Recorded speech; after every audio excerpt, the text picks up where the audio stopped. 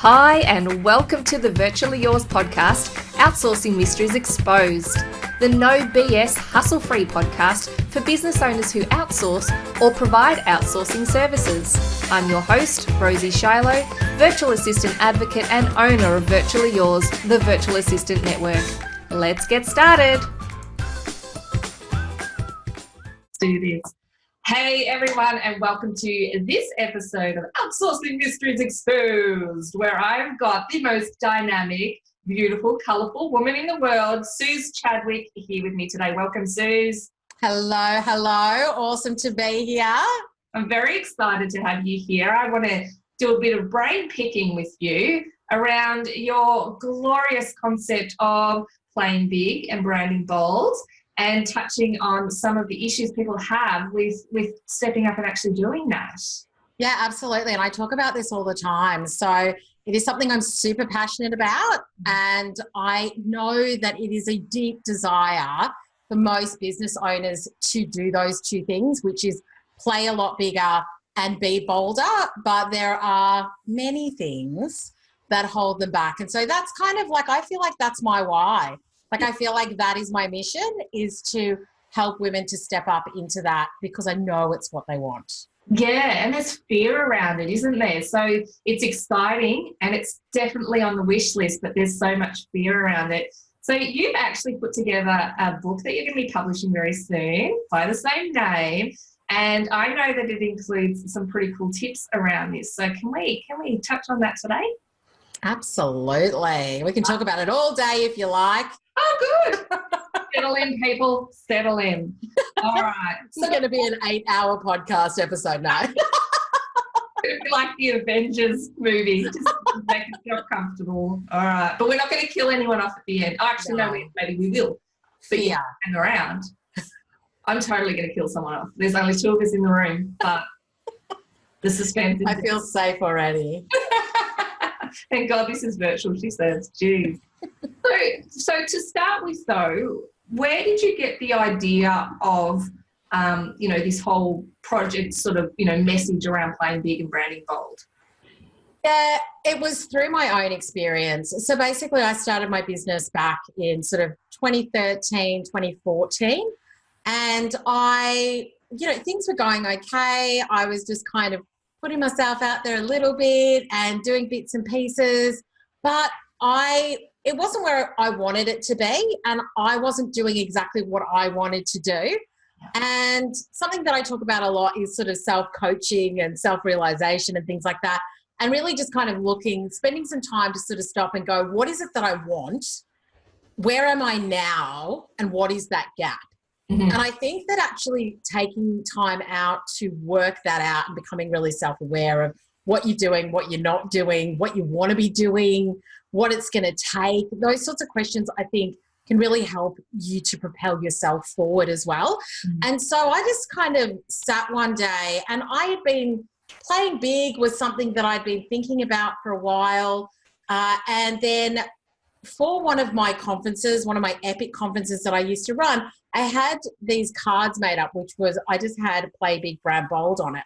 And I'd gotten a designer to create it, and it went in the goodie bag, and that's all it was. It was like a little bit of an inspirational thing. And the more that I sort of worked in my business, the more I just realized, I was like, Suz, if you really want to do this, then you have to start playing big and branding bold. And what that means is that when I decide to play big, it is a deliberate choice every day to step into the discomfort that we all feel and make the decision to show up.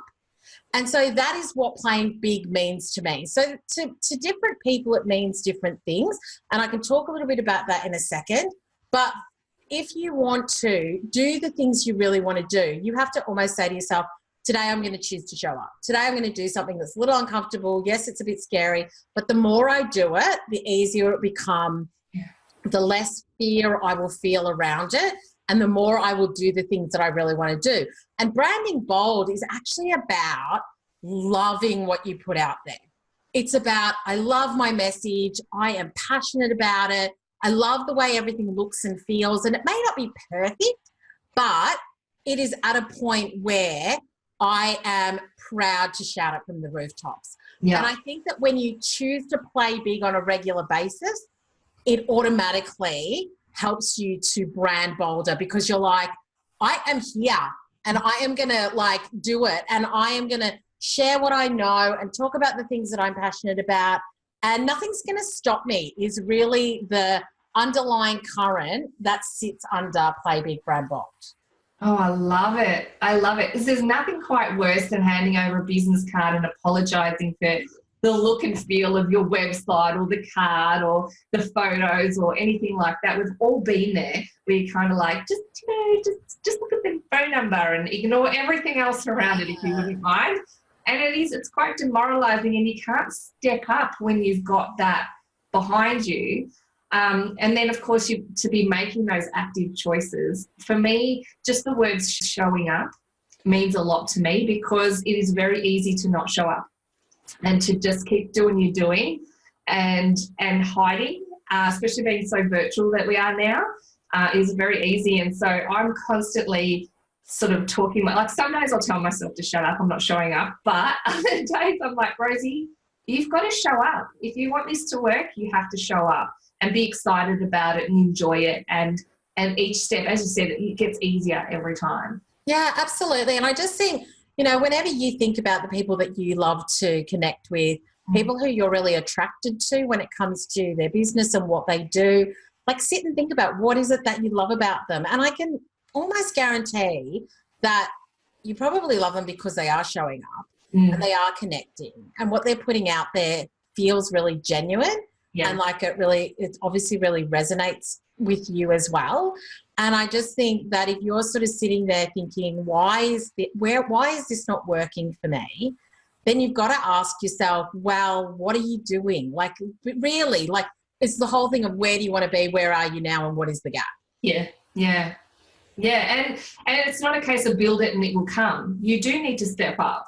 Yes. So, especially now, I think as well. Yeah. Like I think we're just in a very, and I've been talking about this so much, is that I spoke at CopyCon, which you were at, Rosie. Yeah, you did a great job. I spoke about this at an Exchanger breakfast yesterday as well. And it's the whole, we've been through like the industrial revolution, we've been through the technological revolution, where it was all about perfect and, en masse and all that. And we're now moving into, or we are in the revolution of the heart, which is where we really want personal connection. We want to see people. We want to hear them. We want to get to know them. We want to support businesses of people who we really love, and we, think that, yes, you are for me. And we've just really gone into a shift now where we want to be personal buyers. Yeah. And so your brand matters. And this is the whole thing, that your business is the products, services and systems that you sell in exchange for money. And your brand is the emotional connection that people have with you and what you do. Mm-hmm. And so it's really about, that's what showing up is. It's building the brand and the emotional connection of people saying, I want you and what you do because I love it. Yeah. Yeah, and that was one of my favourite things. Actually, I wrote a lot of notes around that at the conference, so you'd be happy to hear that, because it's such a relief for me to hear that we're at that stage, because that is how I roll. That is completely how I roll. And I find I really do need to have those connections with people, and so that therefore I've got to practice what I preach. Yeah. And some people, the little things that they're struggling to show up with can be as simple as having an About Us page on their website that says that they are just them, and not this big business that they think everybody wants them to be, and not just saying, hey, this is me. Yes. This is who I am. Yeah, absolutely. And that's the other thing, is that having you on your website, talking about you and who you are, that is like, people want to know that stuff. Like, I want to know who you are, what you've done. I want to see a photo of your face. Mm-hmm. I want to know more about you. Like, do you have kids? Do you not? Like it's just really about the personal stuff. Like, even on my About page, I've got, my favorite place to travel, my favorite martini, it's a lot of business stuff, but then it's a lot about like my kids, me, because that's what people really connect with. Oh, completely. Yeah, absolutely. And it's very unappealing to go to someone's Facebook page or anywhere where they're presenting online and you're just getting stock images and you're getting business words thrown at you, and there's, none of that connection. Although it makes me think that yesterday there was somebody on one of the groups I'm in who was saying that they're wanting to show up more and do Facebook Lives, but they don't think they're attractive enough. Yes. Now that, I mean, I actually said to them, I think that by default you are attractive when you stand up and say what you believe in. But what do you have to say about that? Because obviously that happens a lot. Who's attractive and who's not attractive? Like, I think that so when it comes to this, before I built Play Big Brown Bold, which is my online course, and obviously I'm writing a book about it now, I interviewed like 50 women one-on-one, which I've talked about. And a lot of this sort of stuff came up. It was like, what does playing big mean to you? Like, I asked them about 10 or 11 questions, and we spent like an hour on the phone, each person. And I asked them, what does playing big mean to you? When you're not playing big, what are you doing instead? Mm-hmm. Like procrastination, all the rest of it. What are the things that are stopping you from showing up more? And this was something that came up. My weight, the way that I look, the fact that, I don't look like other people. I hate the sound of my voice. Mm-hmm. I hate the way I look on camera, like so many personal things. And so this is something that, we were just talking about. There are 5 mindset minefields that I talk about in the book coming up that I want to dive into today. But the first one is what people think. There you go. We're so worried about it. Yeah. So we don't give them a chance to think anything. Yeah, and the thing is that what you've got to realise is that, and I talk about this when I talk about video all the time, is that when you focus on yourself, you will always, you'll never do what you want to do. Yep. When you focus on your audience and the value that you're bringing, why you're there in the first place and how you can help, then all of that will eventually disappear. Like, I always joke around. I'm like, if you see me with a cat filter on Insta stories, I look like crap. Like, I have no makeup. I'm probably in my sweats. But the point is that I'm there to connect. I'm not there to look good. Yeah. And the thing is that the whole point of we're in the revolution of the heart is that we want imperfection. Yes. We are not looking for people who are perfect, who make us feel like we're not enough. We want people who sometimes they look great, sometimes they look like rubbish, but they're just showing up in any capacity. And I think that if you think that you have to look a certain way, or you have to, conform to a certain look or sound or whatever it is, I am here to tell you that you just being you is what makes you stand out. It's what makes you different. It's what makes people want to connect with you. So be okay with that. And at the end of the day, if you're not going to go and have plastic surgery and spend $100,000, get over it. Like, you look the way you look, you sound the way you sound, and you are beautiful in all of that. Yeah. So just do what you want to do, serve the way you want to serve, share what you want to share, and stop focusing on yourself. Start focusing on your audience. Yeah, exactly. And it's funny because even the people that think that don't necessarily jump online and start critiquing how other people look. Who does that? Who does that? Like, I just think you do that. You let me know.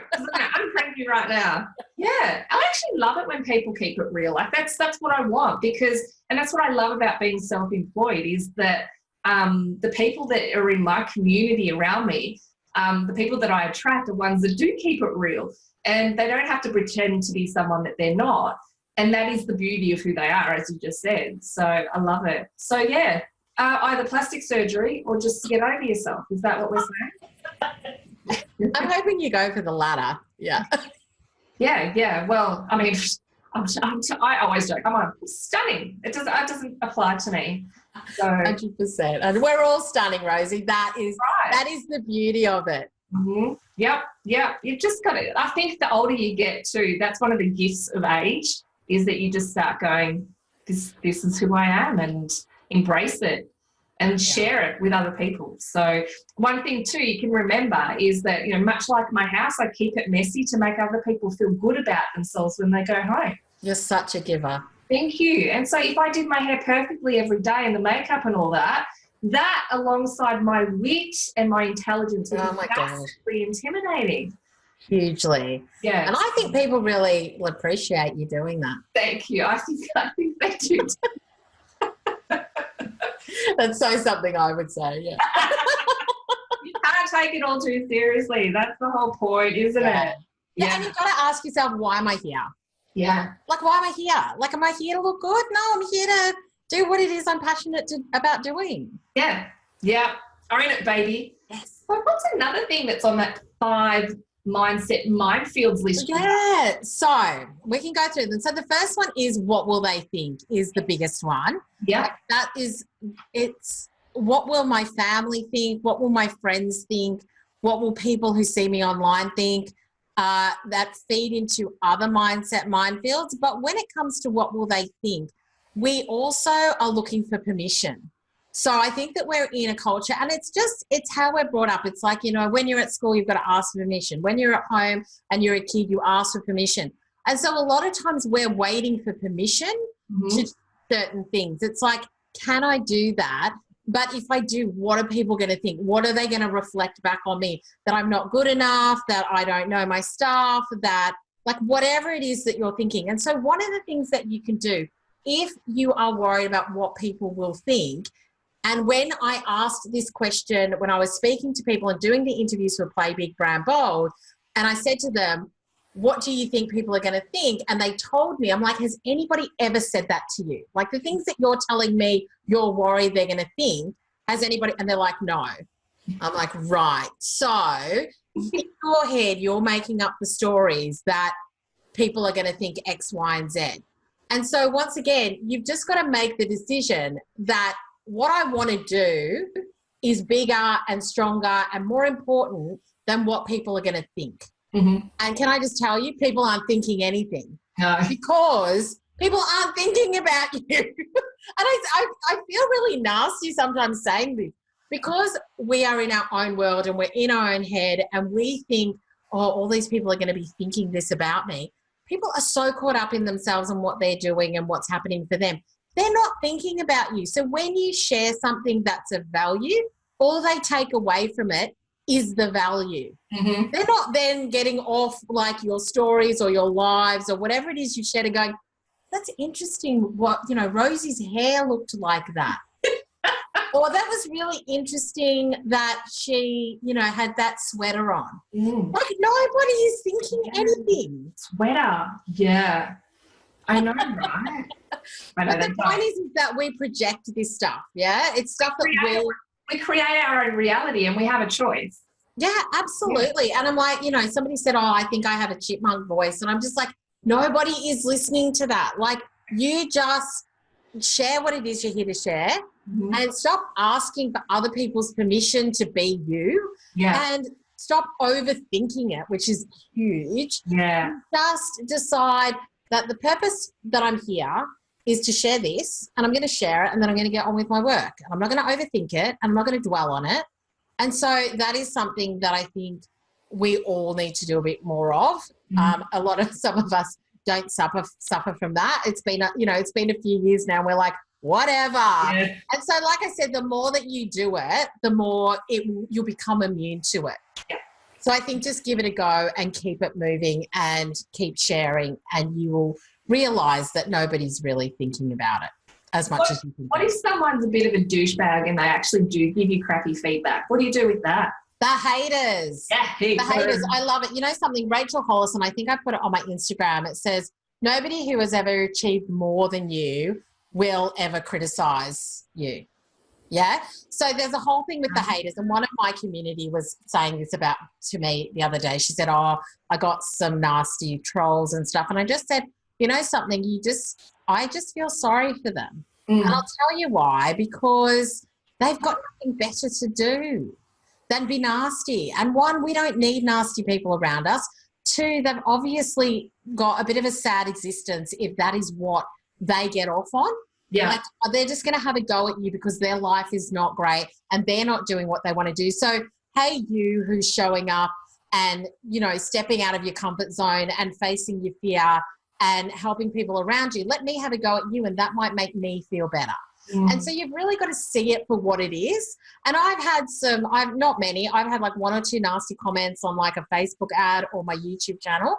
And I'm like, if that's what you're spending your time doing, then, you go and you do you. But I'm not going to let that affect me. Yeah. So for me, I kind of feel a bit sorry for them, if I'm honest. Yeah. But what if they're closer to home? So what if you find there's always going to be someone who doesn't like you stepping up and wants to keep you at their level? And so they're not just a troll who you can just go, look, I feel sorry for you, whatever. There's someone who you think that you've got a connection with, and they just kind of go, yeah, I'm not liking how you're stepping up. I'm going to kind of bring you back down a notch where you belong. Yeah. So with that, I think that when you go into business, you kind of step out of where you've been, which is where the majority of people are. Like I'm talking about, literally the majority of people either in a corporate job, at home, whatever it is. Yeah. And you doing your thing now makes them feel uncomfortable once again, because they either want to keep you safe. So it could be family kind of going, no, just get a job, or just do this, or just do that. Like don't do anything that could be risky and could cause you pain. The other thing is friends who are not in this world of entrepreneurship or business, etc. And they're just kind of like, what are you doing? And I'm kind of scrunching my face up as I say that.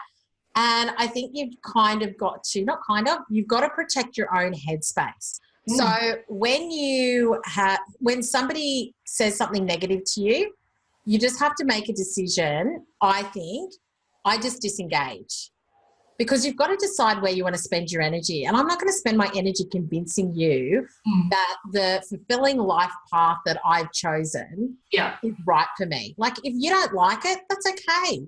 And so it really comes down to who you end up speaking to about certain things. So there are friends who aren't in my world, and when I say my world, I'm like who aren't in the business world, who wouldn't get what it is I'm doing and why I'm investing my time and why I love it so much.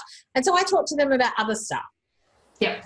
And then I've got my biz mates and other people who are just super supportive. So I've got mates who aren't in the business world, but who are like, go Suz, do it. And I talk to them about it. Yeah. And so you just got to make a decision that I'm going to spend my energy and my time talking about the stuff I love with these people who are super supportive and who want to see me shine. Now, the other thing is that you might have a small circle of trusted people, and you might have challenges in there. And that's not a bad thing either, because they're people who want to see you succeed. They believe in what you're doing, but they're also really smart. And they're like, do you think you should do it like that? And I'm like, well, how else could I do it? And they're kind of contributors to a more robust way of thinking as well. And I've got people like that who I really value, but who also challenge me a lot of the time, but in a positive way, because I know that they want the best for me and they're really like rooting for me to succeed. Yes, I've got those too, and they're the lifeblood. They keep it interesting, they keep you on track, they challenge you, but they're your biggest cheer squad. Yeah. And I think it's good to have that. So if you've got people who you feel are bringing negative energy to the table, walk away from the table.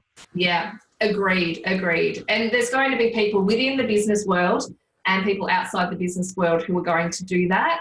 And it can be a really hard choice to make, but it's something that you do have to face. And I generally call it a filter, and it's not always a filter I like, but it is an important filter, because I don't want that energy, and I don't want to have to be justifying myself. There's something Brene Brown says about that, where someone else, if they're not showing up the way you are, they're not doing what you're doing and they're judging you, I don't want to hear it.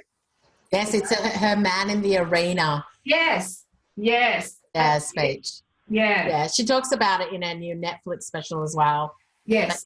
But it's always she kind of says it's always the people in the cheap seats who have a go at you while you're, down in the dirt doing the work. They're the ones that are kind of, having a go. And you're just like, if you're not out here with me, with blood, sweat and tears and doing the work, you have no right to, your opinion does not matter to me. Yeah, exactly.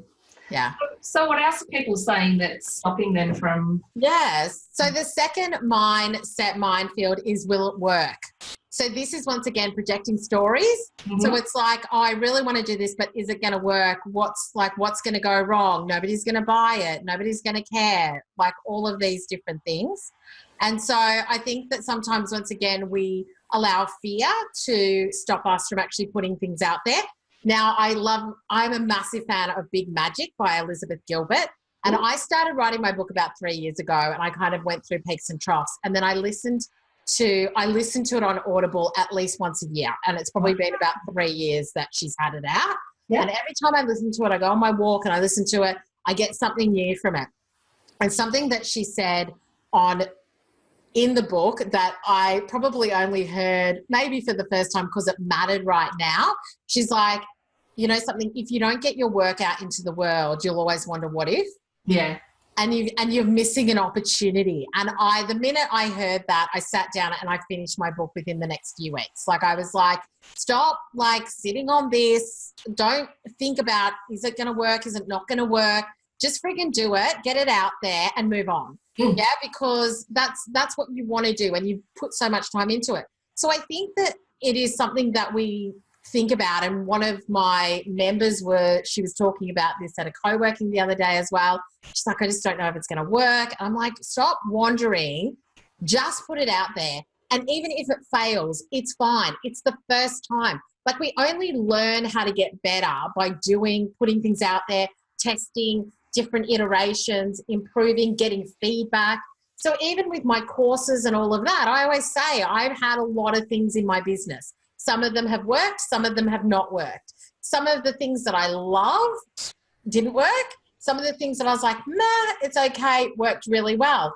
But you can only work that out when you actually put it out into the market and you see what flies. And so if that is something that is holding you back, stop wandering, because you will come up with all of the excuses as to why it's not going to work and what's going to go wrong and what they're going to say and all the rest of it. So I think, yeah, will it work is the second mindset minefields that holds us back. And I think that all I can say is just do it. Yeah. I call that the itty bitty shitty committee. Oh, nice. Yeah. Yeah. It's on your shoulder. A business friend of mine, Diana Petty, she introduced me to that about 12 years ago. And so you can visualize it. You're like, dude, you're not needed here. You need to just back away. Yes. So and they're like a hater in your head. Yes. One of the VAs on my team has actually named her itty bitty shitty committee Bertha. Oh my gosh, I love that. It's great. And so she's like, Bertha's in the house. And I'm like, all right, we need to tell Bertha to F off right now because, you know, she doesn't know what she's talking about. And, you know, and it's so just labeling it and being okay with that and acknowledging that it isn't a reality. It is just, you know, this little shitty thing that's sitting there and making you doubt yourself, but you have a choice whether you listen to it or not. Yeah, and Liz talks about that in Big Magic as well. It's like fear will always be in the car, but it's never allowed to drive, and it's never allowed to change the radio. So if you don't know Big Magic, go to Google and type in Marie Forleo and Elizabeth Gilbert, and there is an interview that Marie does with Liz about the book, and it's freaking awesome. Like, I love it. I'm now trying to work out what the name of my person is, because it was interesting. Like when I finished the book and I sent it off to a copy editor, I was lying on the pillow and just thinking, and my hubby's like, what's going on? And I just said, I've just got all of those voices kind of like, it's going to be crap. Like, why are you doing this? You know, people aren't going to like it. It's not going to be very good. I said, but I know that that's not true. That's just like my lizard brain talking, because I know my mind's trying to keep me safe and in my comfort zone. And so I know that those thoughts are always going to come up there, but they're not real. They're just there. Yeah. And so I just need to kind of be like, yeah, okay, I hear you, but that's not true. And I'm going to do it anyway. So you can bugger off. Exactly. I'm going to have a tub of ice cream now. Thank you very much. That's how I feel with, you know, people like you having a copy of my book right now. Yes, I will get to reading it, yeah. Okay, no. But even that, sending it through and just going, hey, you know, can you have a read? Yeah, it's terrifying. You're like, oh, my God, what if they look at it and go, is she kidding herself? This is crap. How do I nicely tell her that this is crap? But there's just no point in spending time having those conversations. You know, you can have those conversations with yourself and make them up until the cows come home. And the worst thing about that is that your biology believes the negativity that you're bringing, and so it reacts to that. And so it's a really unhealthy way to sort of sit. And so you do need to say to her, yeah, that's lovely. It's nice that you're still here. Thank you for sitting in the back seat of my car. Yeah. But you need to get in the boot now. I don't want to listen to you right now. Yeah, absolutely. And I just think that continuing to put yourself out there and continuing to feel that fear but doing it anyway, it is not like, you will feel it. That voice will come up. It will. Your birther will try and discourage you. Like, that is going to happen. But you have to, and I just remember one of the ladies that went through Play Big Brown Bold, she just said to me, my desire to succeed is greater than my fear of failure. Perfect. And I think about that all the time. Like, and I say it all the time. I'm just like, you have to decide how bad you want this. Yeah. Yeah, you have to decide, do I actually want to be successful? Do I want to put myself out there? And me sitting here thinking about, will it work? And overthinking it and asking for permission and thinking, what will people think, is not getting you any closer to the success that you're looking for. So I think you've got to make that decision. How bad do I want this? Yeah. One of my favourite quotes, actually, surprisingly, is Arnold Schwarzenegger, when he said you can have excuses or results, but you can't have both. Yes. And yeah, anytime that I'm coming up with excuses, I'm like, well, pick one. You can have excuses if you want. That's fine, but you won't have results. So if you want those results, you've got to kick those excuses to the curb and just make that decision, because you can't have both. Sorry. No, who would have thought such wisdom would have come from Arnie? I know, from the Terminator. Yeah. I reckon he got that advice in the future, brought it back, claimed it as his own. Someone else said it, and he went, I'll say it first. I'll come back and say it first. I love it. Very good. So the mindset minefield number 3, which you all would have heard of, is comparisonitis. Now, for people who are starting out their business, or they've been in business for a little while, especially when it comes to things like branding bold, what happens is that we go and look at everybody who does the same thing as us. And obviously with a community of VAs as well and OBMs, they're surrounded, which is great for support as well. But what you've just got to realise is that you have that uniqueness that makes you different. I always say there could be 10 VAs in a room and one of them will be for me, because it's a very personal thing. It's like, do I love what you do? Is what you do what I need? Does your personality resonate with me? Because, you know, we can have communication and it's going to work really well. And so what happens is that we kind of go, I'm not like them. And the point is, you're not supposed to be like them, because if you were like them, then everybody would be the same. So I think that sometimes when we are trying to work out what we want to do, we kind of end up sitting and just watching everybody else. And we watch everybody else and continue to go deeper, deeper, deeper into the hole of, I'm not good enough because I'm not like them. So true. And I think that that is something that really holds us back as well. And I think that it can also mean that you end up looking like everybody else, because you're like, well, that seems to work for her. So if I just copy that and I do that myself and make it look the same, then it'll be as successful as hers is. But what you don't realise is that if that's unique to her, then everything goes with it, as in her personality, the way she works, what she does, her aesthetic. All of those things have now come out in whatever it is you're looking at. And so you have to kind of sit and work out, who am I? What is it that I love to do? What makes me unique? What is my aesthetic? What's my personality? And if you can create that, then that will make you stand out. And I never look at any other business coaches. Good idea.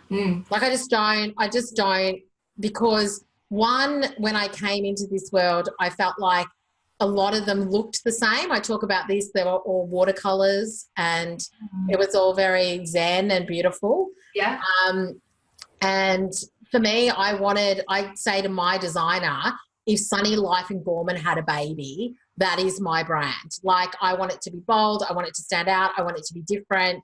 Like that is what it's about. So I think you've got to decide, what is it that I love and what is going to help me to stand out for me? Yeah. And not for looking like everybody else. Yeah, that's right. I think one of the things people worry about is trying to find your unique selling proposition. And half of that is just embracing and showing people who you are and the right people finding you. So I talk to people about finding your ideal client, and that your ideal client loves you. That is like the criteria.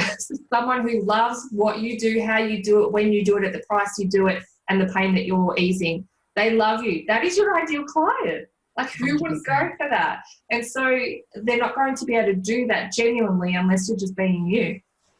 Yeah, for sure. And like I said, like, we are attracted to the people that resonate for us. Yeah. So I just think if you look like everybody else, you're gonna make it harder for them to find you. Yeah. Yeah. Absolutely. Awesome. Yeah. Do you want to go on to mindset minefield number 4? Do it. I'm itching. I love it. So number 4 is imposter syndrome.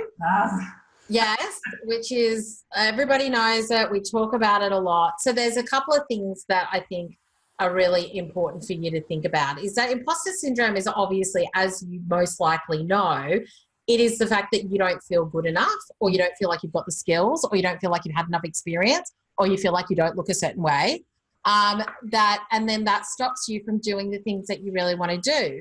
And if you stop looking at everybody else and you stop looking at what they've got and what you don't have, because I think imposter syndrome is a bit of a lacking thing. It's like, I lack. So my focus on myself is what I lack. And the way to turn that around is, what do I have that is unique, different, amazing, great? And what I say to some of my clients is, I want you to sit down and I want you to write down all of the amazing things that your clients have said about you. I want you to write down the things that make you different. I want you to write down the stuff you love to do and you know you're friggin' awesome at. Yeah. And I want you to start focusing on that. So that's what you talk about. That's what you project out there. That's what is on your website.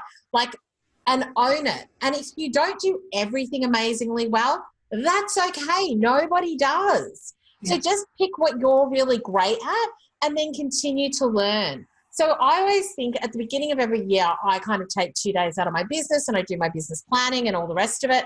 And I look at my gaps. So I know I am such a geek girl, but I'm really crap at conversions. Yeah, I just like, as in looking at all of the numbers and like looking at how I can improve on that. And I've just had a couple of people on my podcast talking about it.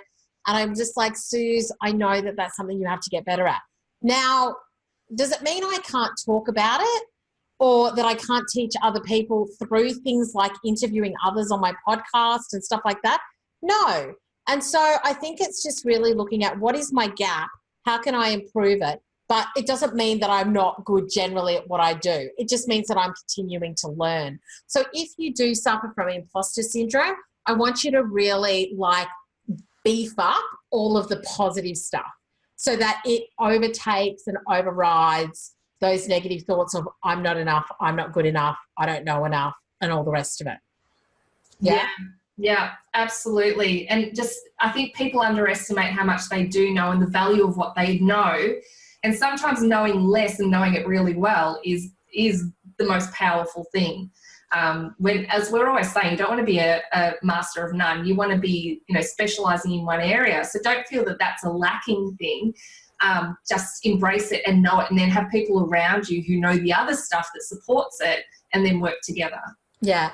And you know something, and this is something that I feel like I just realized when you said that, is I sometimes work with people who are in, say, corporate, who have been in marketing and branding for, say, 20 years.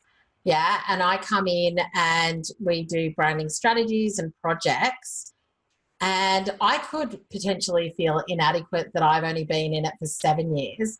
But can I tell you, me being in it for the time I've been in it many times has meant I've known so much more than them because I'm constantly learning and evolving, and I'm in a market where the digital world is my world on a daily basis. And even though they've got 20 years of experience, they're still old school. So for those of you who are like, I've only been in it for a year or two and I don't know enough, can I just tell you that is sometimes your edge. That is the thing that is actually keeping you more hungry. It is the thing that is making you learn more, to be aware more of what's happening around you, for you to think differently and actually not be in an old mindset of this is how it's always been done. So when you think that you don't know enough, sometimes that is going to be the thing that makes you stand out more, because you're thinking about things differently and you're talking about things differently and you're doing things differently, which is exactly what people want. They don't want old school thinking. They want new thinking. Yeah, exactly right. I love that. I love it. It's beautiful. So good. Well, let's finish up on the fifth mindset minefield, which is fear versus habit. So what happens is that sometimes we think that what is happening for us is fear. But in fact, it's just the fact that we've done it like that for so long that that's all we know. And so it is not actually fear a lot of the time. It's just that you're being a bit lazy, if I'm honest. Like, it's just like we kind of just, continue to do and do and do. And we think, oh, it's going to be scary if I do that.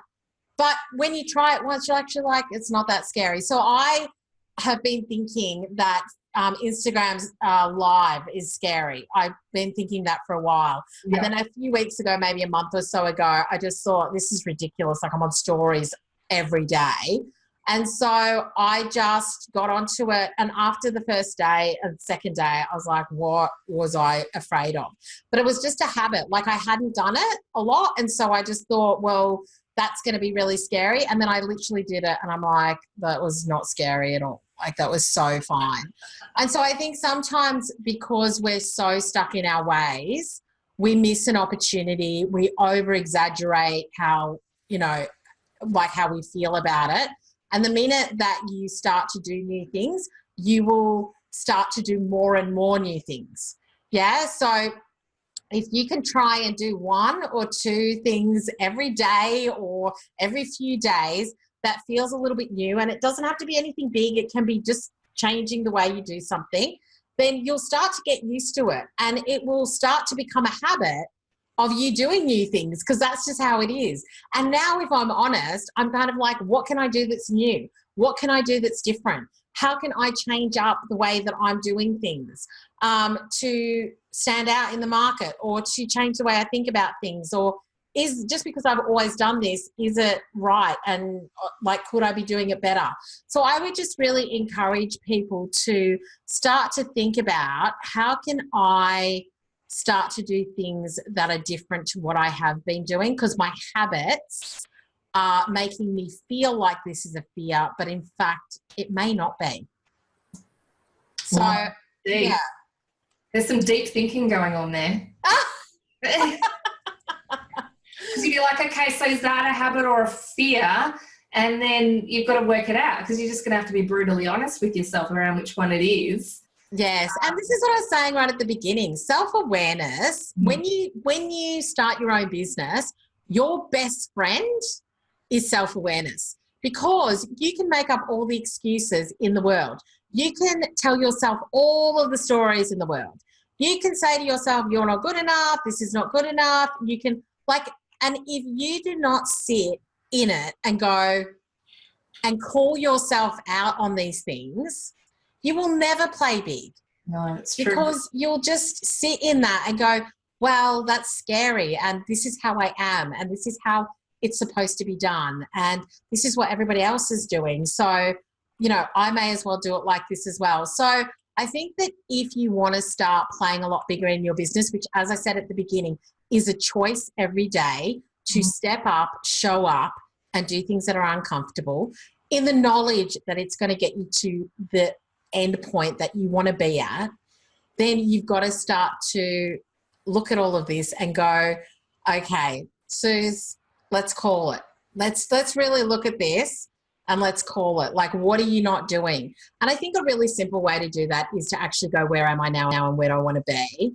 And what are all of the things stopping me? Look at the things that you've written down that are stopping you, and then go in and go, is that an excuse or is that reality?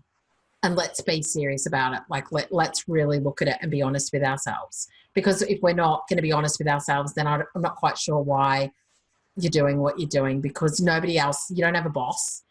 Like, nobody else is going to push you. So you've got to make that decision yourself. So is this an area that you coach people with to help them kind of work out where they're going, where they are now, and identifying, pulling out, calling bullshit on stuff? Yeah. So in my course, Play Big, Brand Bold, that's the first module, because Play Big, Brand Bold is really about having the strategy, structures and systems to scale. But I don't think that you can have any of that and really look at how you can scale your business without looking at where you are first. Absolutely. So where do I want to be? What do I need to do to get there? But let's actually sit and work out. So all of the questions that I ask the women that I interview, there's like that, all of those questions are in module 1 of Play Big, Brand Bold. And we really work through all of that first to kind of go, before we can build your business, we actually have to identify why you haven't already gotten there. Yeah. What's holding you back right now from doing those bigger things? Because I'm going to ask you to do big things. That's the whole point. Yeah. And I think it's really interesting because the women that have joined it have actually said to me, that is exactly what I want. Like, I want to play bigger. I want to do more. I want to be bolder in my branding. And I'm like, well, then you came to the right place. It's what I'm really passionate about it. But it sounds terrifying as well, though. I know, but it's exciting. But I do think you've got to make that decision. Yeah. Is my desire for success greater than my fear of failure? And I think that, I will always take you on a journey where I will want you to continue to do new things all the time. And I can tell you now, I think it becomes addictive. I think yeah. I'm like, what's my next fear? Let's bust through that. I love it. Yeah. And I think that becomes a way of business and a way of life if you can continue to do it. And I'm not saying it's like day one and you're going to be jumping off a cliff somewhere, but I think that it is the small steps that we take that lead us to where we want to go. And, that's what I really want the women who I work with. I'm like, I'm going to ask you to do things that are uncomfortable, and I'm going to ask you to do things that you're probably going to feel really like scared to do. But I'm going to guarantee you something. If you do them and you do them on a regular basis in small increments, it will move you massively forward. So that's the choice you've got to make.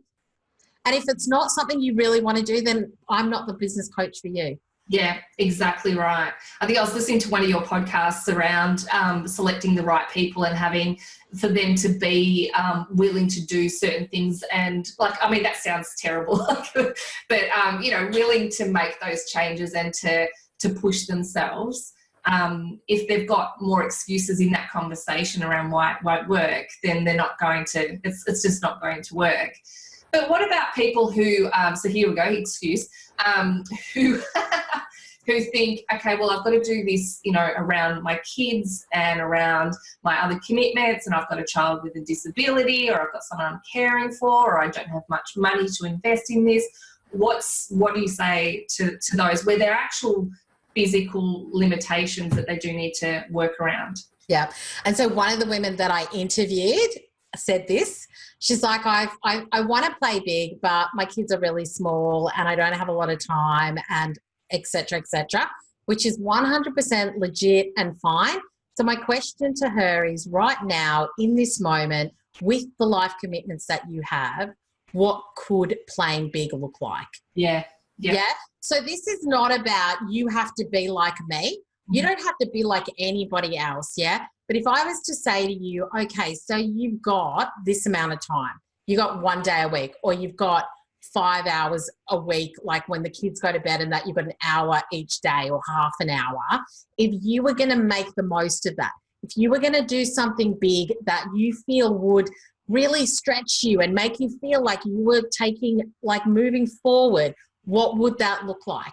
So I'm not asking you to do 7 days a week and be on Insta stories and be shooting videos and running online courses. I'm just asking you in that half an hour a day, what could you do that is playing big for you? I love that. That's really inspiring. Yes. Yes. Yes. What could you do? Yes, we've all got our limitations in terms of time. Really, everyone does. We have to sleep. We do have to sleep. I want to sleep. I like it. I like it a lot. But yeah, I love that. What could you do with what you have available to you?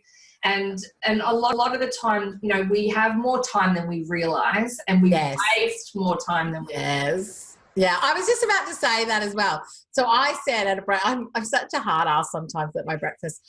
So yesterday, one of the first questions was, I don't have time for marketing. And I'm like, if you don't have time for marketing, you don't have time for your business. Mm-hmm. Like that is like where are clients going to come from, where, like all of that sort of stuff. And I just think, you know, I've had also clients say to me, I don't have time. I'm like, literally write out your week. Like I want you to write from the minute you wake up to the minute you go to sleep. I want you to tell me what you're doing. Yeah. And I mean, you don't have to tell me, it's for you. And I want you to see, like, I actually sit and watch, I'm obsessed with Billions. So I sit and I'll watch like an hour or two of Netflix most nights, and I could sit there and I could just watch it. And I would be validated. I work my ass off all the time, and I could totally do that. Or I could get like 10 hours, people, 10 hours. Yeah. 10 hours back in my week. But let me explain something. I'll sit on the couch with my hubby watching Billions, doing my Instagram scheduling. Yeah. Or I will like be in the ads. I'll be reading through something. Now, I'm not saying you have to work all the hours. It's a choice. But my point is, it's a choice. So choose how bad you want something. Choose what you're willing to do to get it, and utilize the time that you have. Because, and I got this from Rachel Hollis, is we all have seasons in our lives where right now you might have small kids and you've only got a certain amount of time. But come 5 years from now when they're at school, hello, 5 days a week, 9 to 3, you'll have 6 hours a day. And at that point, your playing big looks a whole lot different. Yeah. And so I just think you've got to take a look at what you have now and really where you're spending your time and whether you can make different choices if you want to work differently and do things differently. Yeah, definitely choices. Yeah. Next year, my youngest starts primary school, and I'm just, oh my God, I'm so excited. I just hope that I don't choose to sleep on the couch all day, every day. Maybe for the first week it's fine. All right, okay. You're like, I'm just going to lay about and just like do nothing for like a week or two. I've been doing that a bit this year because she started preschool. And so I've always run my business, like the last 8 years has been around these little taggers and trying to squeeze it in here, there and everywhere. And then so when she started, because we didn't do childcare, when she started doing 2.5 days a week at preschool, I was like, oh my God, like I have so much time because I've always fit everything in. I'm like, I'm just going to chill for a bit. So the whole first term, I just chilled. I was just like, no, I'm not even adding to my workload. Awesome. Chill. And now I can go, okay, now I'm ready to step it up and do what I need to do. I had my vacation. And so you've got to allow for it, but at the same time, just be aware of the choices that you're making, eh? I think I think that's so good as well, Rosie, because I just want to say there'll be different times in your business when things are going really well and other times where you got to hustle. Like some people like it, some people don't. I'm like, sometimes I have to hustle, which means that I'm like pulling out all the stops to make something happen. And other times having a massage at Indota, like, at 3 o'clock in the afternoon or 1 o'clock in the afternoon. Once again, just like seasons in your life with the time and availability that you have, you will have seasons in your business where things are like cruising and clients are coming in and all the rest of it. And you can kind of go, you know something, today I'm going to take a day off and I'm going to do some self-care and I'm going to go visit or have lunch with that friend I've been meaning to for ages. And then other times you're like, I am not watching Billions for the next 3 weeks and I'm like getting those 10 hours back in my nights and I'm going to do what I have to do. And I just think, once again, you've got to be self-aware enough to know what you need to do at different stages in your life and business to achieve what it is that you want to achieve. Yeah, absolutely. And I think too, what I found a while back was that I was always working to be busy and not allowing myself to stop work and do my own thing. And it was wreaking havoc with my mental health. And I realized that I had non-negotiables I needed to do. So stuff in the garden or painting or whatever it was going to be, so that when I came to work, I was way more pumped and energized and in a better mindset for it. And it actually took a long time for the guilt to leave me whenever I stepped away. And I had people saying, are you working today? And I'd be like really guilty, thinking, oh, actually, I don't want to. I want to do this. And it took a while, but man, have I mastered that. I am back. I'm guilt-free, baby.